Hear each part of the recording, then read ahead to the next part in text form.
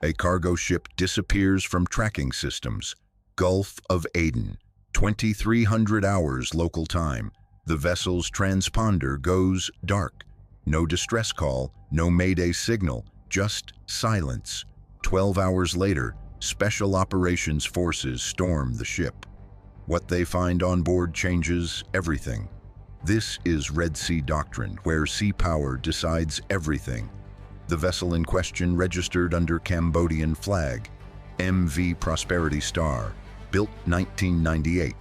Listed cargo, agricultural equipment and construction materials. Standard commercial routing from Southeast Asia to East Africa. But intelligence agencies had been watching this ship for 6 weeks. Satellite imagery showed unusual loading patterns in multiple ports. The ship's draft suggested cargo far heavier than manifests declared.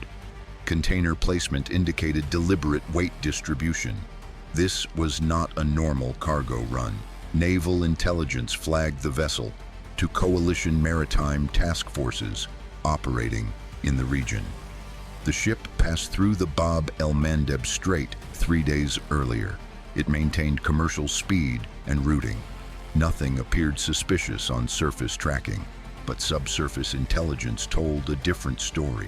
Signals intercepts revealed coded communications between the ship and shore-based contacts. Patterns matched known arms trafficking networks. The ship was likely carrying military hardware disguised as civilian goods. At 23:17 hours, the MV Prosperity Star's AIS transponder shut down. The ship altered course toward the Somali coast. Speed increased to 14 knots. This behavior triggered immediate response protocols.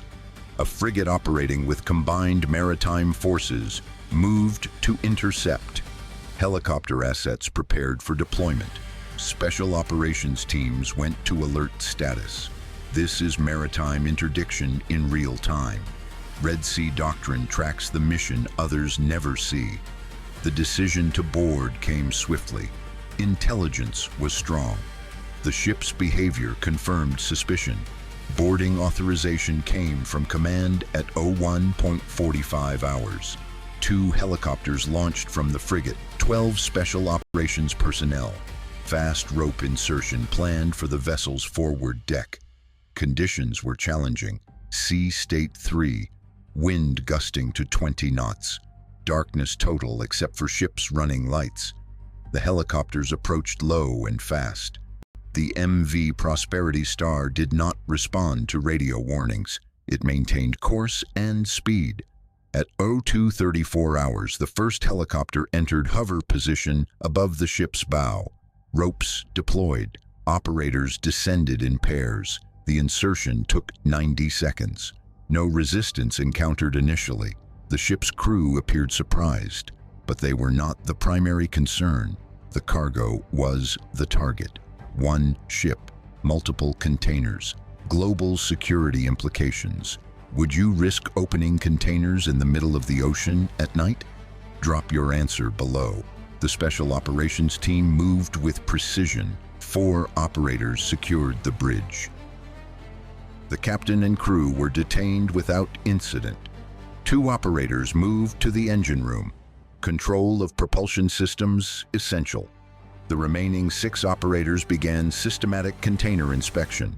Bolt cutters for standard locks. Thermal imaging to detect anomalies. Radiation detectors for nuclear materials. Chemical sensors for explosives. Every container is a potential threat. The first container opened at 02:51 hours. Contents matched manifest. Agricultural equipment, tractors and irrigation components. The second container told a different story. Wooden crates packed in heavy stacking. Markings in Cyrillic. Stenciled serial numbers partially obscured. Operators pried open the first crate. Inside, components for surface-to-air missile systems, guidance units, warheads, rocket motors. This was military-grade hardware. Sea Doctrine reveals what shipping manifests hide. The team called in findings immediately. Command ordered continued search.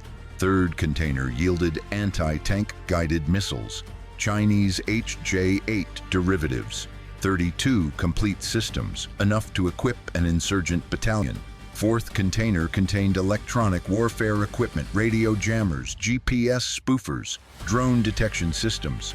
This was a floating armory. Intelligence analysts had suspected arms shipments were transiting this route for months. Regional conflicts consume weapons constantly. Yemen, Somalia, Sudan. Multiple factions compete for military supplies. The sea provides the perfect smuggling corridor. No borders, no checkpoints, just vast, empty water, and ships like MV Prosperity Star exploiting that emptiness. The ship's documentation revealed a complex ownership structure, shell companies in 3 jurisdictions. The registered owner was a Cambodian firm with no operational history. The actual beneficial owner remained obscure. The captain claimed ignorance. He stated he was hired to transport containers. He did not know their contents. His paperwork showed legitimate-looking bills of lading, but intelligence suggests the captain received payment far above normal rates for this route. Financial incentives bought silence.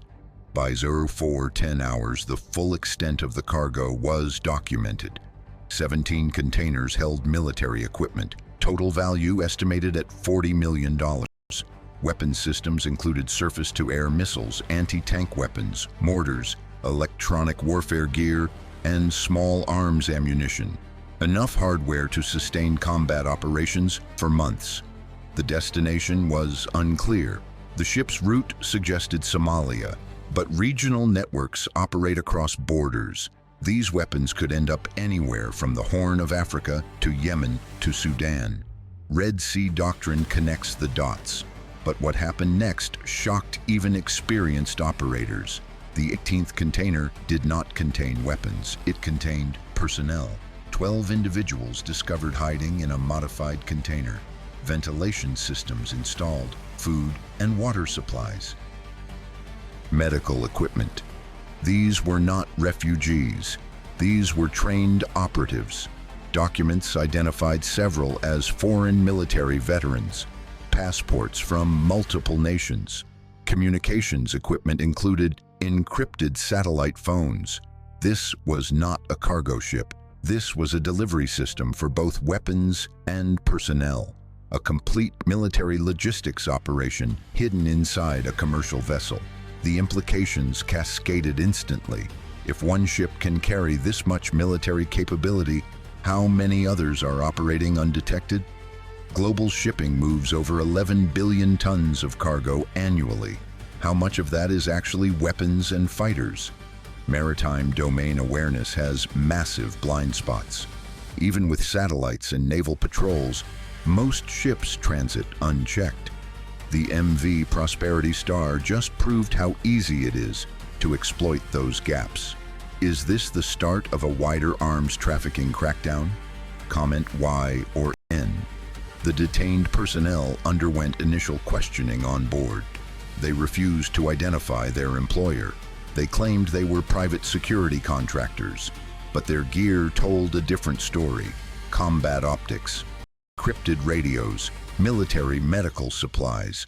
These were not security guards. These were operators preparing for combat deployment.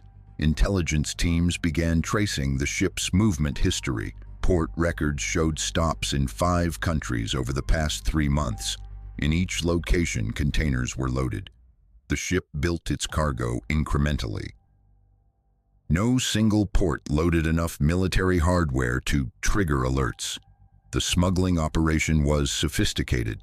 It exploited jurisdictional gaps and limited port inspection capabilities. Regional authorities lack resources to scan every container. The ship's operators knew this. They designed the smuggling route around enforcement weaknesses. Red Sea Doctrine exposes the methods others ignore. By dawn, the MV Prosperity Star was under full coalition control. A prize crew boarded to sail the vessel to a secure port. The detained individuals were transferred to the frigate for processing. The weapons cargo was cataloged completely. Forensic teams began tracing serial numbers and component origins. Every weapon has a supply chain: manufacturers, distributors, end users. Intelligence agencies will map the entire network. This one seizure will generate leads for months. The strategic implications ripple across multiple conflicts. Yemen's Houthi forces rely on smuggled weapons. Somali factions compete for military supplies. Sudanese armed groups need equipment. This interdiction disrupted supply lines to all of them. It also sent a message. Maritime smuggling routes are vulnerable. Coalition forces are watching. The risk of interdiction just increased dramatically. But will it stop the flow? Probably not. Economics drive arms trafficking. Conflicts create demand. Profits are enormous. Smugglers will adapt. They will change routes, use different vessel types. Improve concealment methods. This is an endless game of cat and mouse. The MV Prosperity Star seizure revealed another dimension. The ship's communications logs contained coded messages discussing future shipments. Intelligence suggests this was part of a larger network. Multiple vessels, different routes, coordinated timing. This was not a one-off smuggling operation. This was a systematic supply chain serving multiple conflict zones. Coalition maritime forces increased patrols immediately. More boarding teams deployed. Surveillance assets redirected to track suspect vessels. Port authorities in the region received priority intelligence briefings. The goal is to dismantle the network completely, but that requires sustained effort across multiple jurisdictions. What breaks next in maritime security, trade, enforcement, or smuggling tactics? The Gulf of Aden has always been dangerous waters. Piracy plagued shipping for years. International naval forces reduced that threat significantly, but now a new challenge emerges: state and non-state actors using commercial shipping to move military capabilities. This threat is harder to counter than piracy. Pirates want ransom. Their behavior is predictable. Arms smugglers want invisibility. They exploit legitimate commerce. They hide in plain sight among thousands of legal shipments. Sea Doctrine brings the analysis mainstream media avoids. The MV Prosperity Star will be dismantled systematically. Every weapon documented. Every communication log analyzed. Every financial transaction traced. The detained personnel face prosecution. Charges include arms trafficking, violation of embargoes, and conspiracy. Some may cooperate with investigators. That could break open the entire network. But prosecution takes time. Evidence must be gathered. Jurisdictions must be determined. Legal frameworks vary by country. Meanwhile, the demand for weapons in regional conflicts continues. New suppliers will emerge. Different ships will take routes the MV Prosperity Star cannot. The seizure was a tactical victory, but the strategic challenge remains. How do you secure global shipping when any vessel could be carrying concealed military cargo? Satellite surveillance helps. Naval patrols increase risk to smugglers. Intelligence sharing improves detection, but complete security is impossible. 11 billion tons of cargo, 50,000 commercial ships, hundreds of thousands of containers. Inspection capacity will never match volume. Smugglers exploit that mathematical reality. Sea Doctrine will continue tracking maritime arms trafficking. This story is far from over. The MV Prosperity Star is one ship, one interdiction, one network disrupted, but dozens more operate in these waters. Coalition forces scored a victory. They seized weapons that will not reach conflict zones. They detained operatives who will not deploy. They disrupted a logistics network, but the war at sea continues. Will enforcement improve permanently? Can coalition forces maintain this operational tempo, or will smugglers adapt and return stronger? These questions define maritime security in conflict regions. Subscribe to Red Sea Doctrine, where sea power decides everything. We bring you the naval operations and maritime conflicts that shape global security. Every boarding, every seizure, every weapon intercepted. This is the channel that goes beyond headlines to show you how war is fought on the water. Hit subscribe, enable notifications. The next interdiction could happen tonight. Trade routes, missiles, and war. This is Red Sea Doctrine.